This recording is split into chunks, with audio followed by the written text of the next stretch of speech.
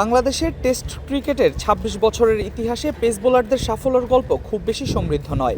Spin নির্ভর সংস্কৃতির মাঝেও যারা নতুন পথ দেখিয়েছেন তাদের তালিকাও ছোট। সেই ছোট তালিকায় এবার নতুন করে নিজের নাম লিখালেন তাসকিন আহমেদ। টেস্ট ক্রিকেটে ৫০ উইকেটের মাইলফলক স্পর্শ করলেন এই ডানহাতি পেসার।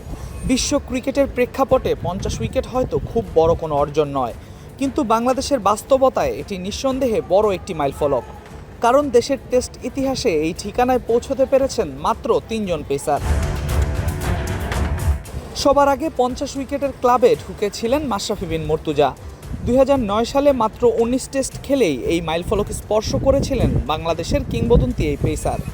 একই বছরে ২১ টেস্টে ৫০ উইকেট পূর্ণ করেন শাহাদাত হোসেন। এরপর কেটে গেছে দীর্ঘ ১৭ বছর। অবশেষে আবার কোনো বাংলাদেশি পেসার টেস্টে ৫০ উইকেটের দেখা পেলেন,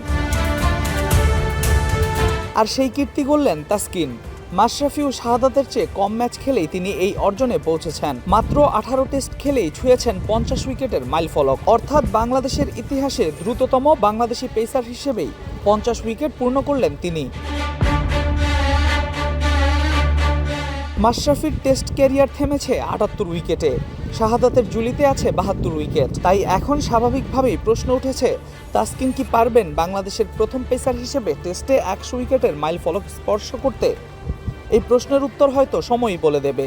তবে তাসকিনের সাম্প্রতিক পারফরম্যান্স অত্যন্ত আশা দেখাচ্ছে। পাকিস্তানের বিপক্ষে টেস্টের দ্বিতীয় দিন তার বোলিং দেখে খুব একটা আত্মবিশ্বাসী লাগছিল না। গতি কম ছিল, ধারও যেন খুঁজে পাওয়া যাচ্ছিল না। দেখে মনে হচ্ছিল পুরোপুরি ফিট নন, কেবল শরীরটাকে কোনো মতে টেনে নিচ্ছেন। কিন্তু পরদিন সকালে দেখা গেল সম্পূর্ণ ভিন্ন এক তাসকিনকে। টানা ৭ ওভারের স্পেলে প্রতিপক্ষকে চাপে ফেললেন, ম্যাচে ফেরালেন বাংলাদেশকে। গুরুত্বপূর্ণ সময়ে দলকে এনে দিলেন ব্রেক থ্রু। এই তাসকিনই হয়তো বাংলাদেশের পেস বোলিংয়ের পরিণত রূপ, যেখানে শুধুই গতির উপর নির্ভরতা নয়, পরিস্থিতি বুঝে বোলিং করার সামর্থ্য বড় অস্ত্র হয়ে উঠেছে। আর অভিজ্ঞতা যে একজন পেসারকে কতটা বদলে দিতে পারে, সেটাই যেন আরও একবার প্রমাণ করলেন তাসকিন আহমেদ। Al Mahmud Fahim, BD ক্রিক time.